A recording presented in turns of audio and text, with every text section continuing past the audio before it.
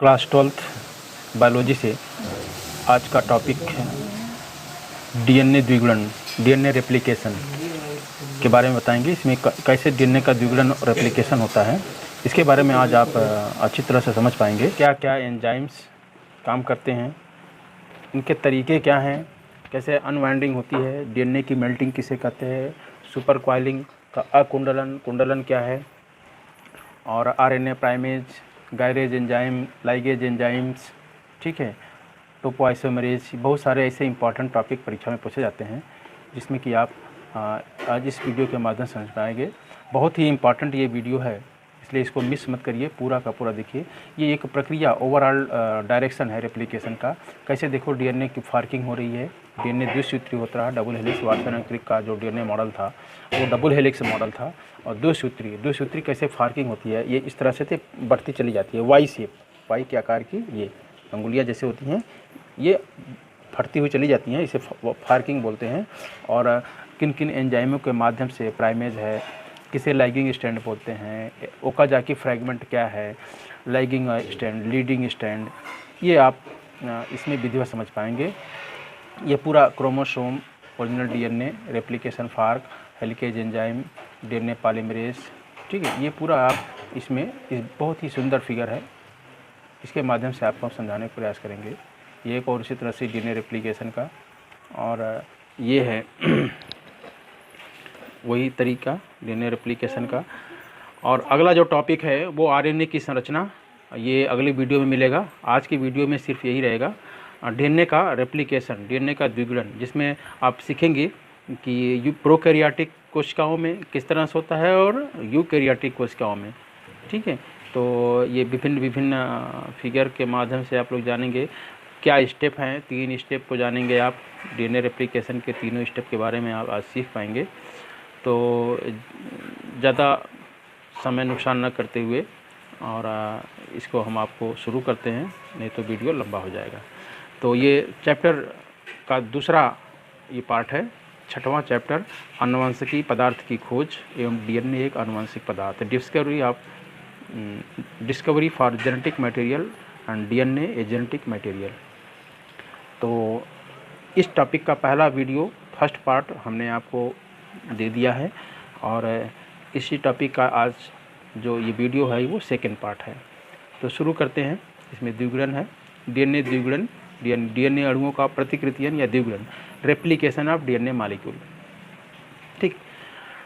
DNA जीव जातियों के आनुवंशिक लक्षणों की संकेत सूचनाओं को युग्मक कोशिकाओं, गैमीट सेल्स, ठीक, के द्वारा एक पीढ़ी से अगली पीढ़ी में यथावत संचारित करता है, अर्थात जातीय लक्षणों की आनुवंशिक रूपरेखा या जन्मपत्री की तरह ये काम करता है। स्पष्ट है कि प्रत्येक कोशिका विभाजन,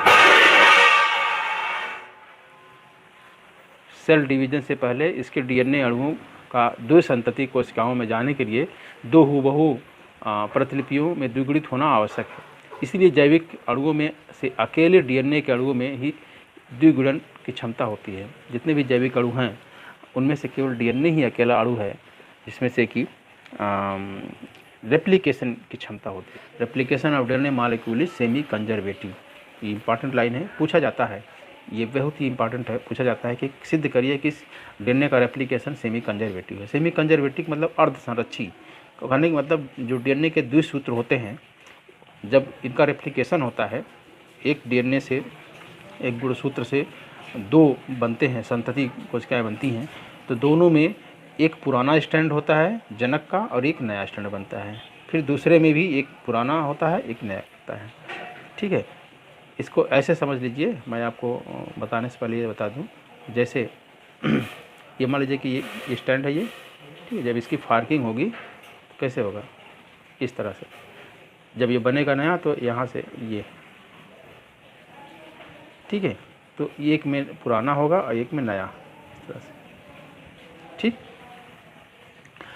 डीएनए अणु की संरचना में के वाटसन क्रिक द्वारा प्रस्तुत प्रतिरूप से स्पष्ट हो गया कि द्विकुंडलनीय अणु की 2 पॉलीन्यूक्लियोटाइड श्रृंखलाएं एंटी पैरेलल तथा एक दूसरे के अनुपूरक, जिसे कम्प्लीमेंट्री होते हैं, यानी कम्प्लीमेंट्री टू ईच अदर, एक अनुपूरकता हाइड्रोजन, यह अनुपूरकता जो होती है वो हाइड्रोजन बंधों द्वारा दोनों श्रृंखलाओं को परस्पर जोड़ने वाले नाइट्रोजनी समाचारों के कारण होती है। एक श्रृंखला का एडेनिन समाचार दूसरे के केवल थाइमिन समाचार से ही और भी 2 हाइड्रोजन, एडेनिन थाइमिन से 2 हाइड्रोजन बंधों द्वारा जुड़ता है। उसी तरह से ग्वानिन साइटोसिन से 3 हाइड्रोजन बंधों से जुड़ता है। ठीक है, पृथक होने पर प्रत्येक पॉलीन्यूक्लियोटाइड श्रृंखला एक ऐसे आणविक साँचा का काम करती है जिस पर नई अनुपूरक श्रृंखला आसानी से बन जाती है। इस प्रकार डीएनए का द्विगुणन हो जाता है। स्पष्ट है कि द्विगुणन के फलस्वरूप बने 2 संतति डीएनए अणुओं में से प्रत्येक में एक पॉलीन्यूक्लियोटाइड श्रृंखला जनक अणु की होती है तथा दूसरी नई बनी श्रृंखला नई श्रृंखला होती है। इसलिए ऐसे द्विगुणन को अर्धसंरक्षी, सेमी कंजर्वेटिव मेथड, अर्धसंरक्षी, ठीक है, आधा जनक का संरक्षण किया रहता है। डीएनए अणुओं के ऐसे द्विगुणन की पुष्टि उन्होंने वैज्ञानिक थे मैथ्यू मेसेल्सन और फ्रैंकस्टाइल ने कोलाई में करके किया था। ये देखिए यहाँ पे स्पष्ट दिया हुआ है, ये ओल्ड स्टैंड, ये ओल्ड स्टैंड। इस पर जो नाइट्रोजन समाचार होते हैं, अगर ये नाइट्रोजन समाचार ओल्ड पर, इसी तरह से इस पर भी ओल्ड पर ये नाइट्रोजन समाचार जो इस पर रहेंगे, जो ये मॉडल बनता है, ये पूरा मॉडल सांचे का काम करता है। ये भी पुराना वाला सांचे का काम करता है। नया जो बनेगा न्यू स्टैंड, सामने वाले पुराने पर अगर सी है, साइटोसिन है तो इस पर ग्वानिन समाचार जुड़ जाएगा, ग्वानिन है तो सी जुड़ जाएगा, थाइमिन है तो एडेनिन जुड़ जाएगा। इस तरह से जुड़ते चले जाते हैं। तो इसी तरह से जो 2 नए सूत्र बन गए, एक नया सूत्र ये बना और दूसरा नया सूत्र ये बन गया। तो एक में पुराना, एक में नया, फिर एक में पुराना, एक में नया। इसी को बोलते हैं सेमी कंजर्वेटिव। ठीक। डीएनए द्विगुणन की महत्वपूर्ण विशेषताएं क्या हैं? डीएनए अणु के द्विगुणन की प्रक्रिया प्रोकैरियोटिक तथा यूकैरियोटिक कोशिकाओं में मूलतः समान ही होती है। फिर भी इसके अध्ययन का प्रारंभ जो होता है वो प्रोकैरियोटिक कोशिकाओं से हुआ, क्योंकि इन कोशिकाओं में सामान्यतः केवल एक ही अपेक्षाकृत काफ़ी छोटा और वृत्ताकार डीएनए अणु होता है तथा इसका पराकुंडलन सुपर कॉइलिंग भी अपेक्षाकृत कम जटिल होता है। ठीक है, जबकि यूकैरियोटिक कोशिकाओं में डीएनए अणु के द्विगुणन की प्रक्रिया जो होती है वो काफ़ी जटिल होती है और इसमें कई प्रकार के गैर हिस्टोन प्रोटीन की विविध भूमिकाएं होती हैं। अब इस द्विगुणन यानी रेप्लिकेशन या इसको डुप्लीकेशन भी बोलते हैं, इसके 3 प्रमुख चरण हैं।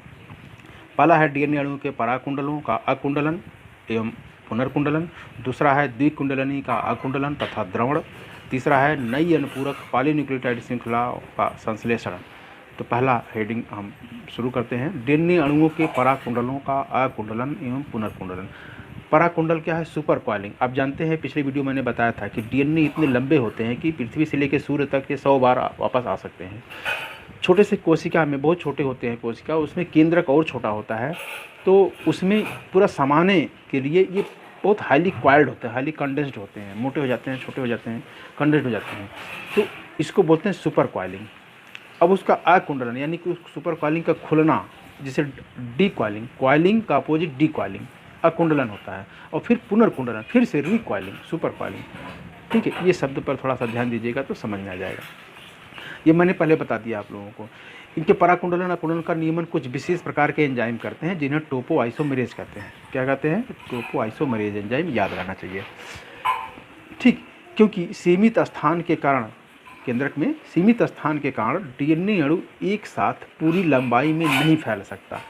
अतः द्विगुणन के लिए टोपो आइसोमेरेज एंजाइम धीरे धीरे इसके छोटे छोटे स्थानीय खंडों में इसका पराकुंडलन समाप्त करता है। जो सुपर कॉइलिंग है उसको समाप्त करके द्विकुंडलनी को खोलता रहता है। उसको जैसे ऐंठा हुआ है उसको खोलता जाता है। जैसे कपड़े को आप साफ़ करने के बाद उसमें से पानी निचोड़ने के लिए क्या करते हैं? ऐंठते हैं। ठीक है, जिस तरह से ऐंठे हैं उसका अपोजिट अगर घुमाव करेंगे तो वो होगा क्या? अकुंडलन होगा। ठीक, तो ये तरीका है अकुंडलन का। अब ये काम कौन करता है? टोपो आइसोमेरेज एंजाइम। ठीक, अब इस प्रकार द्विगुणन केवल डीएनए का नहीं वरन वास्तव में क्रोमेटिन तंतु का होता है। वैज्ञानिकों ने 2 प्रकार के टोपो आइसोमेरेज एंजाइम का पता लगाया, एक टोपो आइसोमेरेज फर्स्ट तथा एक होता है टोपो आइसोमेरेज सेकेंड। तो टोपो आइसोमेरेज फर्स्ट जो होता है वो प्रोकैरियोटिक कोशिकाओं में काम करता है और टोपो आइसोमेरेज सेकेंड जो होता है वो यूकैरियोटिक कोशिकाओं में काम करता है। इनमें अंतर देख लीजिए।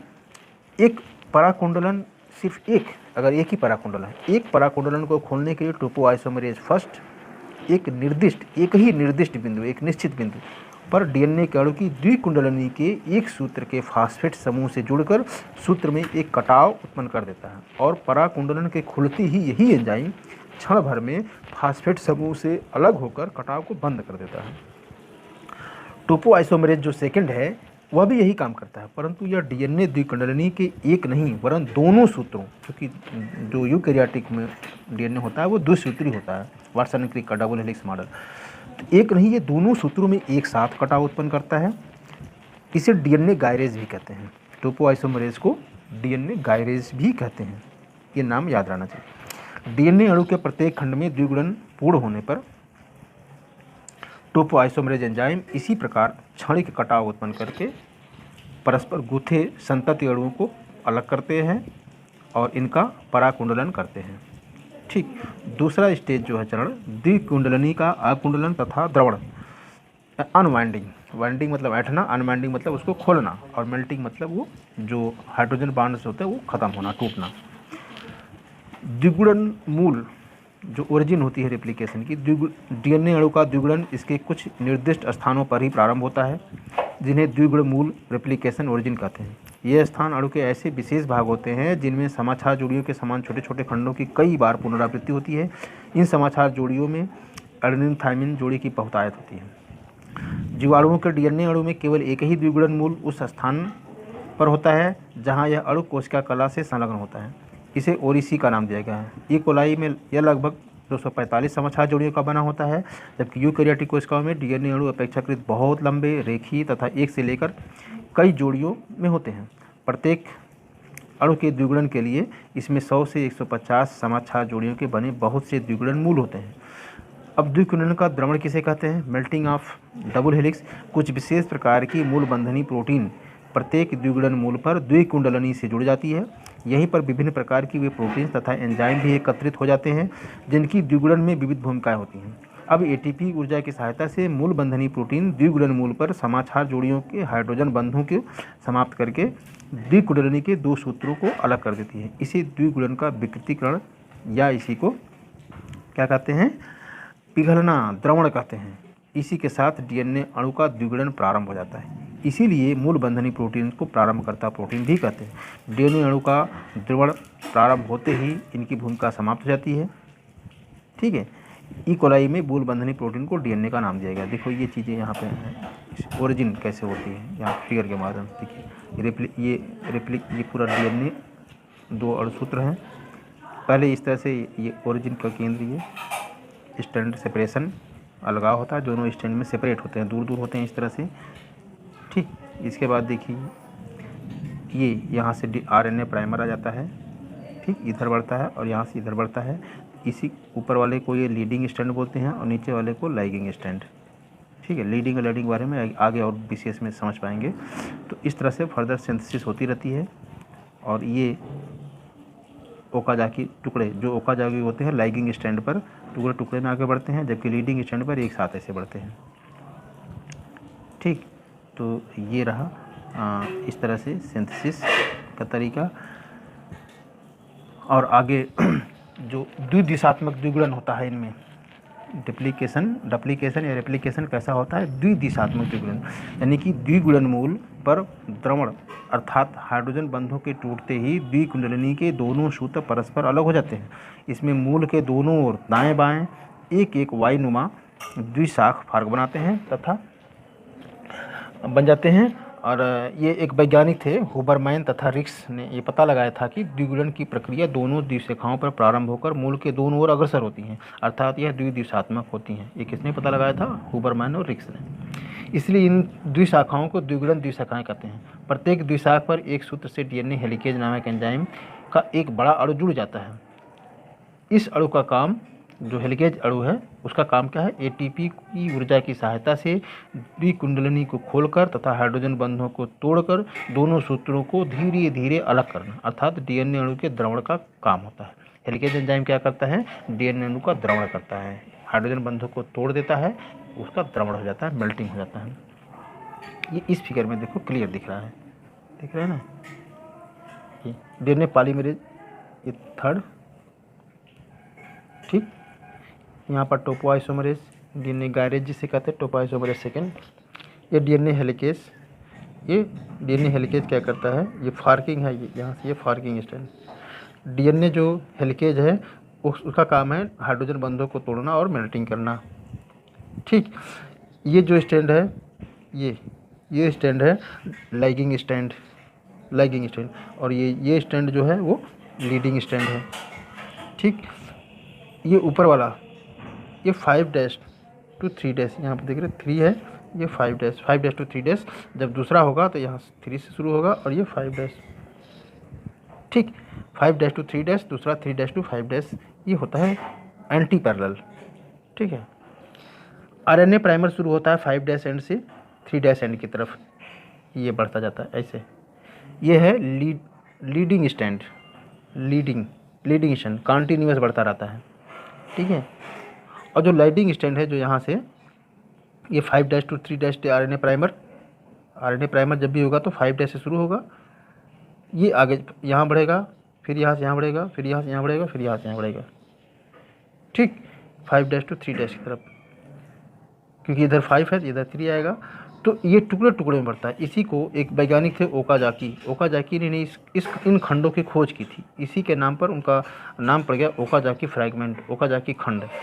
ठीक है, ये बाद में ये जो डीएनए पॉलीमरेज फर्स्ट होता है इन खंडों को जोड़ता है, जैसे ये ऐसे खंड हैं तो इनको जोड़ने का काम करता है कौन, डीएनए पॉलीमरेज फर्स्ट। ये आरएनए प्राइमर को हटा देता है और उनके गैप को भर देता है। ठीक, ये प्रक्रिया है द्विगुणन की। अब तीसरी है नई पॉलीन्यूक्लियोटाइड श्रृंखला का संश्लेषण, सिंथेसिस ऑफ न्यू पॉलीन्यूक्लियोटाइड्स। ठीक, इसमें क्या होता है कि डीएनए पॉलीमरेज जो एंजाइम है वो क्या होता है, एक वैज्ञानिक थे कॉर्नबर्ग ने दिखाया कि कुछ जीवाणुओं से पृथक किया गया एक एंजाइम जो कोशिकाओं के बाहर परखनली में डीएनए के संश्लेषण को उत्प्रेरित कर देता है। ठीक, इस परखनली में पहले से ही कुछ डीएनए और डीऑक्सीराइबोन्यूक्लियोटाइड अणु उपस्थित हों तब यह क्या करता है कि वहाँ पर डीएनए के संश्लेषण को उत्प्रेरित करता है। उन्होंने इस एंजाइम का नाम डीएनए पॉलीमरेज का नाम दिया। डीएनए पॉलीमरेज एंजाइम किसने दिया, कॉर्नबर्ग ने, इम्पॉर्टेंट। बाद में कई अन्य डीएनए पॉलीमरेज एंजाइम में खोज हुई और पता चला कि सजीव कोशिकाओं के डीएनए के अणुओं में द्विगुणन में प्रमुख भूमिका एक अन्य एंजाइम डीएनए पॉलीमरेज थर्ड की होती है। कॉर्नबर्ग के एंजाइम को डीएनए पॉलीमरेज फर्स्ट का नाम दिया गया था। जो कॉर्नबर्ग ने खोजा था डीएनए पॉलीमरेज उसको फर्स्ट नाम दिया गया और बाद वाले को सेकेंड थर्ड कहा गया। एक आरएनए प्रवेशक जिसे आरएनए प्राइमर कहते हैं, डीएनए पॉलीमरेज एंजाइम न तो डीएनए द्विकुंडलियों का द्रवण कर सकते हैं और न ही नई डीएनए श्रृंखला के बहुलकीकरण को स्वतंत्र रूप से प्रारंभ कर सकते हैं। ये केवल किसी पहले से उपस्थित छोटी न्यूक्लियोटाइड श्रृंखला आरएनए या डीएनए के 3' छोर पर के हाइड्रॉक्सिल समूह से नए डीएनए अणुओं को जोड़कर पहले से उपस्थित श्रृंखला की लंबाई को 5' to 3' दिशा की ओर बढ़ा सकते हैं, जैसा कि फिगर मैंने पहले बताया। अतः द्विगुणन दिशाखा के बनते ही प्रत्येक द्विशाख पर पृथक हुए प्रत्येक डीएनए सूत्र पर सबसे पहले इससे हाइड्रोजन बंधों द्वारा जुड़ी लगभग 10 राइबोन्यूक्लियोटाइड अणु की एक छोटी अनुपूरक श्रृंखला अर्थात आरएनए का एक छोटा अणु बन जाता है। इन आरएनए अणुओं को आरएनए प्राइमर या आरएनए प्रवेशक कहते हैं, क्योंकि इन्हीं के 3' छोरों पर डीएनए अणुओं को जोड़कर डीएनए अणुओं की नई श्रृंखला का संश्लेषण किया जाता है। आरएनए प्रवेशकों के संश्लेषण का उत्प्रेरण एक विशेष प्रकार का आरएनए पॉलीमरेज करता है जिसे प्राइमेज एंजाइम कहते हैं। आरएनए याद रहे, आरएनए प्रवेशकों का संश्लेषण कैसे होता है, एक एंजाइम है आरएनए प्राइमेज जो उसको उत्प्रेरित करता है, आरएनए प्राइमेज या इसको आरएनए पॉलीमरेज या इसको प्राइमेज कहते हैं। यह एंजाइम प्रत्येक द्विशाख पर डीएनए हेलिकेज एंजाइम से संबंध रहता है, जुड़ा रहता है।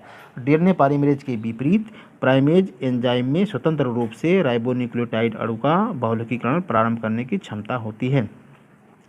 प्रधान श्रृंखला तथा अनुगामी श्रृंखला क्या है, यानी कि लीडिंग स्टैंड और लैगिंग स्टैंड क्या है, हमने बताया फिगर से, भी जान जाइए कि जैसा कि पहले लिखा गया है कि डीएनए अणु के 2 सूत्र समानांतर एंटी पैरेलल होते हैं, अर्थात एक की दिशा 5' to 3' और दूसरे की 3' to 5' होती है। अतः एक द्विगुणन मूल से प्रारंभ होने वाली द्विशाखों में से एक द्विशाख पर डीएनए अणु के जिस सूत्र का 5' छोर होता है, दूसरी द्विशाख पर उसी का 3' छोर होता है। इसके 5' छोर पर बनने वाले अनुपूरक प्रवेशक की दिशा द्विशाख की ओर से 3' to 5' होती है तथा दूसरे 3' छोर पर बनने वाले प्रवेशक की दिशा एक द्विशाख से 5' to 3' होती है। जिससे प्रवेशक का 3' छोर द्विशाख की ओर होता है, उसकी इसी छोर पर द्विशाख के आगे बढ़ने का साथ साथ डीएनए पॉलीमरेज थर्ड के उत्प्रेरण से डीऑक्सीराइबो न्यूक्लियोटाइड अणु एक एक करके लगातार जुड़ते जाते हैं। इस प्रकार इस नए सूत्र की लंबाई लगातार बढ़ती चली जाती है, इसीलिए इसे प्रधान सूत्र या प्रधान श्रृंखला या लीडिंग स्ट्रैंड कहते हैं। इसके विपरीत डीएनए अणु के जिस सूत्र का द्विशाख की ओर वाला छोर 3' होता है, उस पर बनने वाले अनुपूरक प्रवेशक की दिशा द्विशाख से 5' to 3' होती है। अतः डीएनए अणु इस प्रवेशक के द्विशाख की ओर वाले छोर पर नहीं, वरन विपरीत छोर पर ही जुड़ सकते हैं। इससे अनुमान लगाया गया कि एक दूसरे नए सूत्र का संश्लेषण लगातार न होकर छोटे छोटे पृथक टुकड़ों में होता है। इसलिए इस नए सूत्र को अनुगामी सूत्र या अनुगामी श्रृंखला या लैगिंग स्ट्रैंड कहते हैं। इसकी खोज जो है कि रिजी तथा ओकाजाकी ने 100 से 200 डीएनए अणुओं के बने ऐसे टुकड़ों का पता लगाया, जिसे ओकाजाकी खंड या ओकाजाकी फ्रैगमेंट कहा गया। ठीक है, अब उपरोक्त से स्पष्ट है कि प्रत्येक द्विशाख पर प्रधान सूत्र के संश्लेषण के लिए केवल एक आरएनए प्रवेशक बनता है, जिसका 3' छोर द्विशाख की ओर होता है, परंतु अनुगामी सूत्र के संश्लेषण के लिए जनक सूत्र पर द्विशाख के आगे बढ़ने के साथ साथ थोड़ी थोड़ी लगभग 100 से 200 समाचार जोड़ियों की दूसरी दूरी पर कई आरएनए प्रवेशक बनते जाते हैं, जिनका 5' छोर द्विशाख की ओर होता है। इन प्रवेशकों के थोड़ी थोड़ी दूरी पर बनते रहने के कारण मूल डीएनए सूत्र को कुंडलित हो जाने से रोकने के लिए इससे कुछ एकल सूत्र डीएनए बंधक प्रोटीन के अणु जुड़े रहते हैं। स्पष्ट है कि अनुगामी सूत्र के संश्लेषण के लिए प्रत्येक आरएनए प्रवेशक के द्विशाख से विरोधी दिशा में स्थित 3' छोर पर डीऑक्सीराइबोन्यूक्लियोटाइड अणु जुड़ जुड़कर ओकाजाकी खंड बनाते हैं। प्रत्येक ओकाजाकी खंड की तब तक वृद्धि होती रहती है जब तक यह अगले खंड के आरएनए प्रवेशक तक नहीं पहुंच जाता। जब कोई ओकाजाकी खंड पूर्ण होकर अगले खंड से सट जाता है तो डीएनए पॉलीमरेज 3rd एंजाइम का काम समाप्त हो जाता है तथा डीएनए पॉलीमरेज 1st एंजाइम अगले ओकाजाकी खंड के आरएनए प्रवेशक के राइबोन्यूक्लियोटाइड अणुओं को हटाकर इनके स्थान पर अनुपूरक डीएनए अणुओं को मूल डीएनए सूत्र से जोड़ता है। अंत में परस्पर सटे ओकाजाकी खंडों के डीएनए के बीच केवल सूक्ष्म कटाव बचे रह जाते हैं, जिन्हें फास्फोडाइस्टर बॉन्ड बनाकर डीएनए लाइगेज नामक एंजाइम जोड़ता है। डीएनए लाइगेज ये जोड़ने का काम करता है। प्रत्येक द्विशाख पर एक सूत्र का द्विगुणन लगातार और दूसरे का टुकड़ों में होने के कारण डीएनए अणु के द्विगुणन को अर्धविच्छिन्न सेमी डिसकंटिन्यूअस कहते हैं। लगातार नहीं होता है, एक तो लगातार होता है एक सूत्र पर, दूसरे सूत्र पर टुकड़े टुकड़े में आगे बढ़ता है, इसीलिए इसको सेमी डिसकंटिन्यूअस कहते हैं। अब टोपो आइसोमरेज एंजाइम का महत्व क्या है? धीरे धीरे बढ़ती हुई द्विगुण द्विशाखों पर जनक डीएनए द्विकुंडलनी के स्थानीय अकुंडलन से शेष द्विकुंडलनी में घूर्णन की प्रवृत्ति होती है। इस घूर्णन को समाप्त करने के लिए बढ़ती हुई द्विशाख के आगे द्विकुंडलनी से जीवाणुओं में टोपो आइसोमरेज 1st तथा यूकैरियोटिक कोशिकाओं में टोपो आइसोमरेज 2nd अर्थात डीएनए गायरेज का एक अणु संलग्न रहता है। यह मैंने आपको पहले ही बता दिया था। टोपो आइसोमरेज 1st द्विकुंडलनी की एक सूत्र में तथा टोपो आइसोमरेज 2nd दोनों सूत्रों के क्षणिक कटाव लगाकर घूर्णन को समाप्त करते रहते हैं। अब प्रोकैरियोटिक और यूकैरियोटिक कोशिकाओं में डीएनए अणुओं के द्विगुणन की थोड़ी सी तुलना कर लीजिए कि किसमें क्या होता है। जीवाणु में उपस्थित अकेले और छोटे वृत्ताकार डीएनए अणु का द्विगुणन एक ही द्विगुणन द्वारा होता है। यह द्विगुणन मूल उस स्थान पर होता है जहाँ पर अणु कोशिका कला से संलग्न होता है। इसे ओरिसी नाम दिया गया है। इसमें समय भी काफ़ी लगता है। ठीक है, जैसे कि ई कोलाई में लगभग 46.4 लाख समाचार जोड़ियों के बने डीएनए अणु का द्विगुणन प्रत्येक द्विशाख पर प्रति मिनट लगभग 50,000 समाचार जोड़ियों के द्विगुणन की दर से लगभग 1 घंटे में पूरा हो जाता है। इसके विपरीत यूकैरियोटिक कोशिकाओं में डीएनए अणु अपेक्षाकृत बहुत लंबे होते हैं। इनका द्विगुणन एक साथ कई द्विगुण मूलों पर प्रारंभ होता है। प्रत्येक मूल पर बनी 2 द्विशाखें विरोधी दिशाओं में तब तक बढ़ती रहती हैं जब तक कि निकटवर्ती द्विशाखों से मिल नहीं जाती। एक मूल से डीएनए अणु की जितनी लंबाई के खंड का द्विगुणन होता है उसे रेप्लिकॉन कहते हैं। ठीक, रेप्लिकॉन किसे कहते हैं ये आप इससे सीख सकते हैं। एक रेप्लिकॉन में लगभग 50,000 से 3 लाख समाचार जोड़ियाँ होती हैं और प्रत्येक डीएनए अणु में इसकी लंबाई के अनुसार थोड़े से या हजारों रेप्लिकॉन होते हैं। फिर भी यूकैरियोटिक कोशिकाओं में डीएनए अणुओं का द्विगुणन प्रत्येक द्विशाख पर प्रति मिनट लगभग 2000 समाचार जोड़ियों के द्विगुणन की दर से लगभग 6 से 8 घंटों में पूरा हो जाता है। ठीक, ये देखिए डीएनए रेप्लिकेटेड कैसे है। ये यहाँ पर देख सकते हैं, ये रेप्लिकेटेड डीएनए है। इतना ये ओरिजिन ऑफ रेप्लिकॉन शुरू होता है इस स्थान पर। ये रेप्लिकेशन प्रोसेस बढ़ता है। ठीक, वही चीज़ें यहाँ पे दिखाया गया है। Replication proceed in both direction, दोनों डायरेक्शन में होता है, इधर भी होता है। ये पुराना डीएनए और नया डीएनए, ये पिछली फिगर समझ गए हैं। रेप्लिकेशन फार्क, ठीक है, ये रेप्लिकेशन ये डीएनए है, ये दो भागों में ये बट रहा है, जो रेप्लिकेशन फार्क मतलब दो डीएनए ऐसे होता है तो इसको जो ऐसे फटता जाता है, इसको रेप्लिकेशन फार्क बोलते हैं। मतलब कहने का मतलब कि ये है यहाँ से, ये रेप्लिकेशन फार्क होता है। फिर यहाँ पे नया जुड़ता है, ये जुड़ते जाता है। आरएनए की संरचना अगले वीडियो में, इसका कुछ जो फिगर है, ये डीएनए पॉलीमरेज, इस फिगर में देख लीजिए डीएनए पॉलीमरेज किस तरह से ये आगे बढ़ता जाता है, और रेप्लिकेशन ये फार्क होता जाता है। यहाँ से ये दोनों फैलते चले जाते हैं, ये और ये। आरएनए प्राइमर है, छोटा सा आरएनए खंड होता है, और ओकाजाकी फ्रैगमेंट, ठीक। तो पहले स्टेप में ये देखिए, ये हेलिकेज अनवांटेड पैरेंटल, ये हेलिकेज एंजाइम है जो कि इसको डीएनए द्विसूत्री अणुओं को फाड़ने का काम करते हैं, फैलाने का काम करते हैं। दूसरे में सिंगल स्ट्रैंडेड बाइंडिंग जो प्रोटीन्स होता है स्टेबलाइज करता है, ठीक है। और तीसरे में क्या होता है, लीडिंग स्ट्रैंड जो है कि बनता है कंटिन्यूसली 5' to 3', इस तरह से आगे ये बढ़ता जाता है। और उसके बाद चौथे में लैगिंग स्ट्रैंड, ये टुकड़ों में होता है। लैगिंग स्ट्रैंड पर हमेशा ओकाजाकी फ्रैगमेंट बनते हैं डीएनए पॉलीमरेज की सहायता से। और पाँचवें में जो होता है, जब आरएनए प्राइमर रिप्लेस्ड हो जाता है डीएनए के द्वारा, अनदर एंजाइम जो होता है डीएनए पॉलीमरेज, तो फिर बाद में डीएनए लाइगेज आकर के उन डीएनए खंडों को, ओकाजाकी खंडों को जोड़ देता है। इस तरह से ये पूरा का पूरा रेप्लिकेशन प्रक्रिया होता है। इस फिगर में भी इसको देख सकते हैं आप, इसको स्क्रीनशॉट लेकर के आप बड़ा बाद में ध्यान से देख सकते हैं। इसको मैंने बताया है, बार बार बताने से कोई फ़ायदा नहीं, वीडियो लंबा हो जाएगा। यहाँ पर देख लीजिए, ये थोड़ा सा और अच्छा से, ये पूरा गुणसूत्र है, ये ओरिजिनल डीएनए है, ठीक है। फ्री न्यूक्लियोटाइड हैं ये सब, डीएनए पॉलीमरेज, ये DNA polymerase enzyme, leading strand बढ़ता है, ये अंदर की तरफ बढ़ता है, और लैगिंग स्ट्रैंड जो होता है बाहर की तरफ आ जाता है टुकड़े टुकड़े में, ठीक। लीडिंग स्ट्रैंड अंदर कंटिन्यूस ऐसे बढ़ता जाएगा, ऐसे ये बढ़ता चला जाएगा। और जो लैगिंग स्ट्रैंड होगा, जितना खुलता जाएगा एक टुकड़ा बनेगा, फिर खुलेगा फिर टुकड़ा बनेगा, फिर खुलेगा फिर टुकड़ा बनेगा। एक एक खंड ओकाजाकी खंड कहलाता है, और इसी को लाइगेज एंजाइम जोड़ता जाता है। वही फिगर यहाँ पर भी है। और ये डबल हेलिक्स डीएनए मॉडल देख रहे हैं, यहाँ पर देख लीजिए, ये जो लीडिंग स्ट्रैंड बराबर आगे बढ़ रहा है, ठीक। ये जो लीडिंग स्ट्रैंड है बराबर आगे बढ़ता जाता है आगे। और ये लैगिंग स्ट्रैंड पर ओकाजाकी एक खंड फ्रैगमेंट, यहाँ से ये कितना जो है ओकाजाकी खंड है, ठीक। जैसे आगे फार्किंग होगा, देखिए एक ये ओकाजाकी खंड ये हो गया। और ये लीडिंग स्ट्रैंड आगे कंटिन्यूस, ये टुकड़े में नहीं होता, ये कंटिन्यूस होता जाता है, इसीलिए इसको सेमी कंटिन्यूस बोला जाता है, अर्धविच्छिन्न। ये सेमी कंजर्वेटिव, एक में पुराना स्ट्रैंड होता है, एक में नया स्ट्रैंड होता है।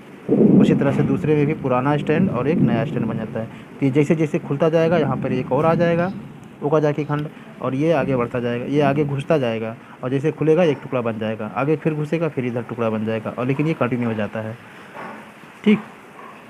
तो ये तरीका है, और उम्मीद करते हैं आप लोग समझ गए होंगे।